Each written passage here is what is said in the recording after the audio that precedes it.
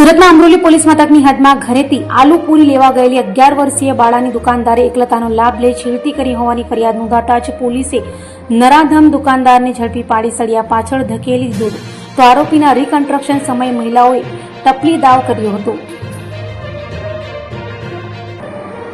સુરતમાં ગત સપ્તાહમાં વેસુ ખાતે એક 12 વર્ષીય સગીરાની છેડતી કરનાર યુવાનને લોકોએ માર માર્યા બાદ પોલીસે પણ વરઘોડો કાઢી તેને જાહેરમાં મીઠી પાક આપ્યો હતો। ત્યારે આ ઘટના બાદ પણ નરાધમો સુધરતા ન હોય તેમ લાગી રહ્યું છે। ત્યારે અમરોલીમાં 11 વર્ષની બાળાની છેડતીની ઘટના બની છે। ઘરેથી આલુપુરી લેવા ગયેલી 11 વર્ષની બાળાની દુકાનદાર એકલતાનો લાભ લઈ વાતોમાં ભોળવી છેડતી કરી હતી। બનાવને લઈ અમરોલી પોલીસે ત્વરિત તપાસ હાથ ધરી હતી અને નરાધમ દુકાનદાર દિનેશ જીવરાજ રામાણીને ઝડપી પાડી સળિયા પાછળ ધકેલી દીધો હતો। આરોપીના રીકન્સ્ટ્રક્શન સમયે મહિલાઓએ ટપલી દાવ કર્યો હતો।